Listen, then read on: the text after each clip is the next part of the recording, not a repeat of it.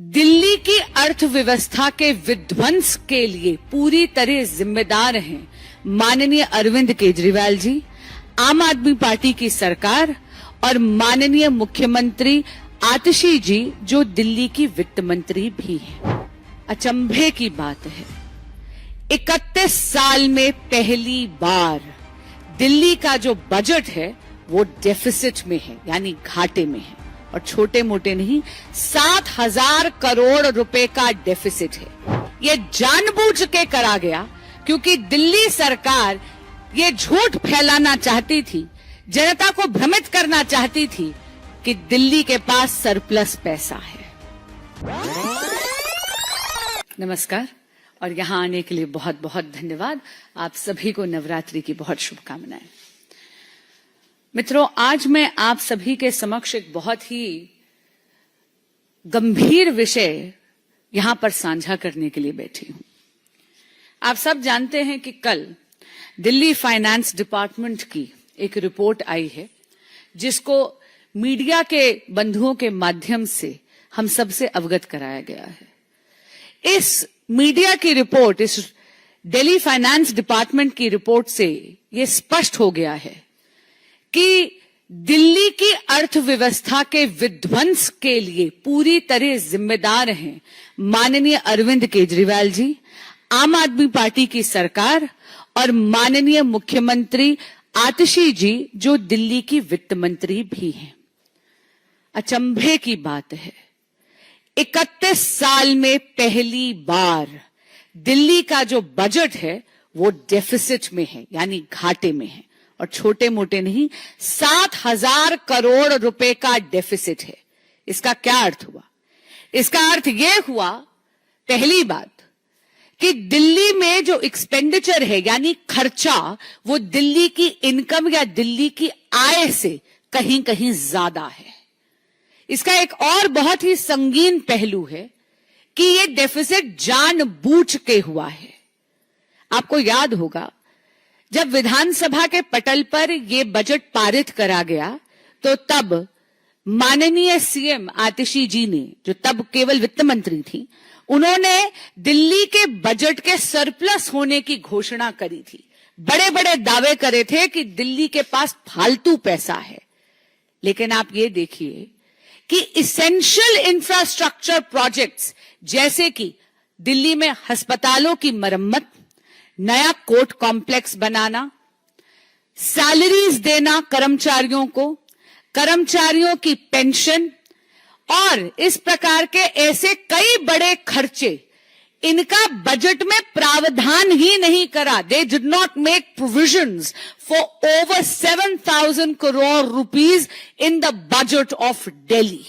ये जानबूझ के करा गया क्योंकि दिल्ली सरकार ये झूठ फैलाना चाहती थी, जनता को भ्रमित करना चाहती थी कि दिल्ली के पास सरप्लस पैसा है। अगर आप देखेंगे तो आम आदमी पार्टी की सरकार ने जानबूझ के दिल्ली के अकाउंट्स फज करे हैं।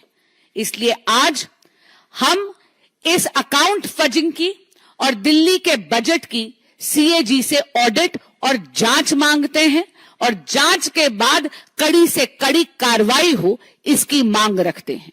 आपके समक्ष कुछ उदाहरण रखना चाहूंगी।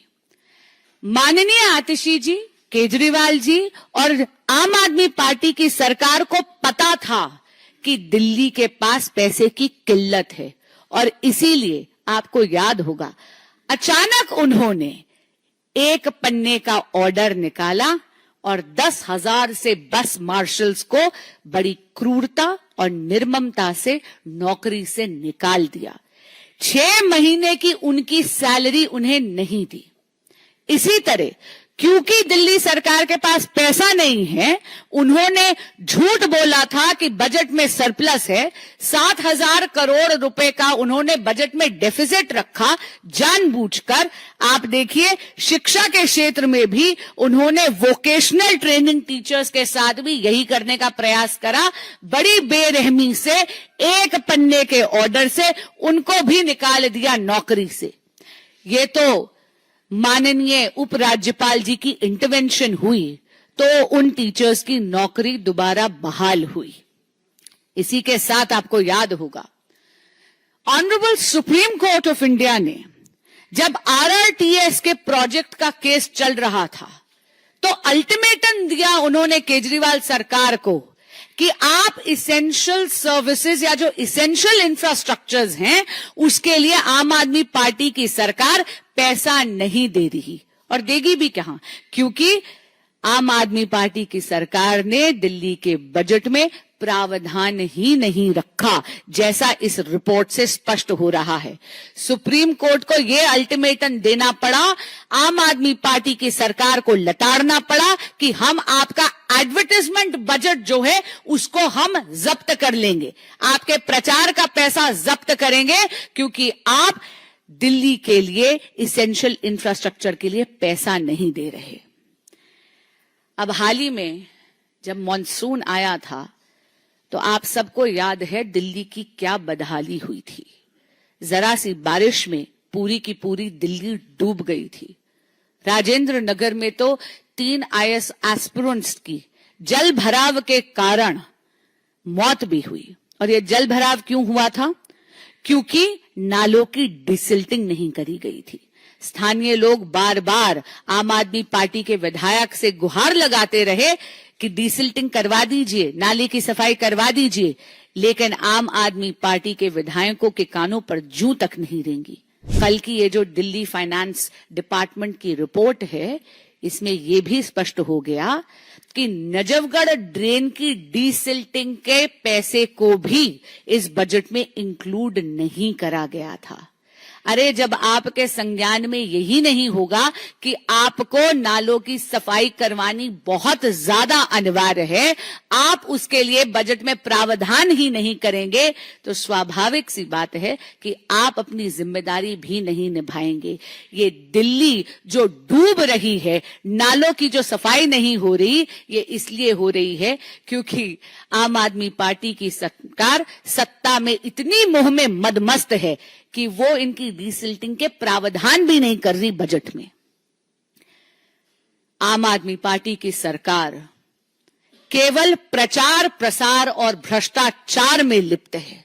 ये ऐसी बेपरवाह सरकार है जिसके लापरवाह मुखिया केवल सत्ता की फिक्र करते हैं, लेकिन दिल्ली वासियों की फिक्र नहीं करते। और इसीलिए 31 साल में पहली बार एक नई उपलब्धि केजरीवाल सरकार ने अपने खिलाफ दर्ज जरूर करवाई है कि पहली बार दिल्ली का बजट 7,000 करोड़ रुपए के डेफिसिट में है। धन्यवाद। जी,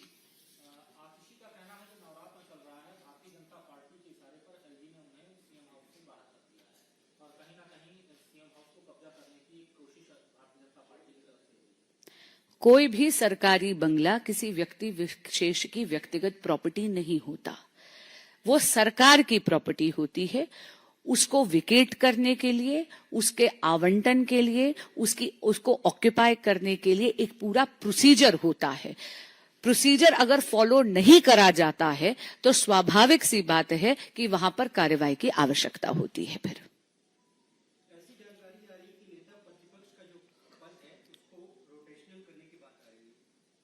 जी बिल्कुल, ये मैंने भी सुना है कि ऐसी बात चल रही है कि नेता प्रतिपक्ष के पद को रोटेशनल करने की बात आ रही है, पर विनम्रता से कहूंगी कि यह विपक्ष का अंदरूनी मामला है। हां, इतना जरूर है कि विपक्ष के दलों में ऐसे कई नेता हैं जो नेता प्रतिपक्ष का कार्यभार संभालने के लिए काफी सक्षम है, लेकिन अगर इंडिया अलायंस को यह लगता है कि माननीय राहुल गांधी जी पूरी कर्तव्य निष्ठा से अपना ये पदभार नहीं संभाल पा रहे हैं, तो ये निर्णय उन्हें लेना है। लेकिन नेता प्रतिपक्ष के या लीडर ऑफ ऑपोजिशन की पोजीशन को रोटेशनल करने की ये जो बात चल रही है, ये मैंने भी सुनी है, पर ये उनका अंदरूनी मामला है।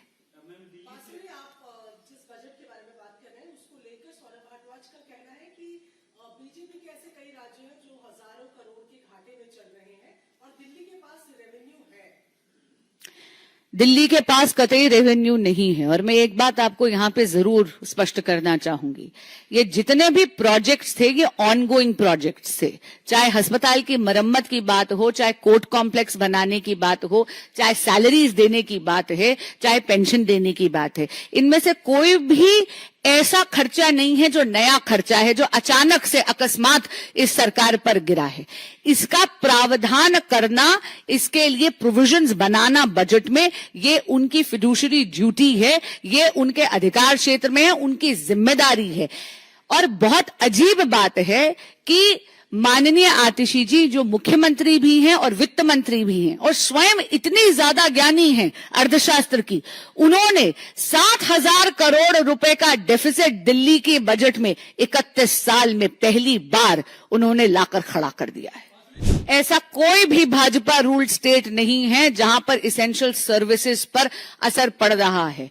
यहां पर रातों रात 10,000 मार्शल्स को नौकरी से इतनी निर्ममता से इसलिए हटा दिया गया क्योंकि दिल्ली सरकार ने उनकी सैलरी का प्रावधान ही नहीं करा। इसी तरह वोकेशनल टीचर्स को भी रातों रात एक पन्ने के ऑर्डर से नौकरी से बहुत क्रूरता से हटा दिया गया क्योंकि उनकी इन लोगों ने बजट में प्रावधान ही नहीं करा उनकी सैलरीज के लिए। आपके सवाल में एक बात और बताती हूं, दिल्ली की किसी भी कॉलोनी में जाकर देख लीजिए एमसीडी की क्या हालत हो रही है। ये जो कूड़े के पहाड़ आप देख रहे हैं सोसाइटीज के आगे, ये क्यों हो रहा है? वो इसलिए क्योंकि एमसीडी के पास पैसा नहीं है कर्मचारियों की तनख्वाह देने के लिए। इसके लिए पूरी तरह केजरीवाल सरकार है जिन्होंने 7,000 करोड़ का बजट डेफिसिट लाए हैं वो दिल्ली में 31 साल के बाद, और उन्होंने कर्मचारियों के सैलरीज का प्रावधान नहीं करा। जी 2022 में जो हुगली में राइट्स हुए उनके जो आरोपी हैं उनके केस विड्रॉ कर लिए हैं कर्नाटक की गवर्नमेंट ने। मैम इस पर बीजेपी की क्या प्रतिक्रिया है? इसको मैम हिंदी इंग्लिश दोनों में बता। I'm absolutely flabbergasted. This is nothing but politics of appeasement. This was a very, very serious allegation. There were attacks on a police station. Over 158 people were involved in this case of serious rioting. There were injuries which was caused to police personnel. But it seems that for selfish interests of politics, that is why in case of, like I said, the Karnataka government is only practicing politics of appeasement. I'm really, really shocked to see that the Deputy Chief Minister, Shri Shiv Kumar, actually wrote to the Karnataka Police Department asking for withdrawal of these cases, and this is in contravention to the report submitted both by the police department as well as the law department. ये कुछ नहीं है, ये तुष्टीकरण की राजनीति है और ये बहुत ज्यादा शॉकिंग है क्योंकि इसमें 158 से ज्यादा लोग अभियुक्त हैं इन केसेस में। ये बहुत संगीन आरोप हैं जहां पर पुलिस के थाने पर अटैक हुए थे। न जाने कितने पुलिस पर्सनल्स को इसमें चोट भी लगी थी, उनको इंजरीज भी आई थी। यहां तक कि बोथ लॉ डिपार्टमेंट की और पुलिस डिपार्टमेंट की रिपोर्ट के विरुद्ध जाकर यहां पर आप देखेंगे कि कर्नाटक की सरकार तुष्टीकरण की राजनीति कर रही है। माननीय डेप्यूटी सीएम जो कर्नाटक के हैं शिव कुमार जी, उन्होंने पुलिस डिपार्टमेंट को लिखा है कि ये केसेस विड्रॉ करने चाहिए। अगर देश के रक्षकों की ही ये सरकार रक्षा नहीं कर सकती तो ये लोकतंत्र की रक्षा क्या कर सकती है? धन्यवाद।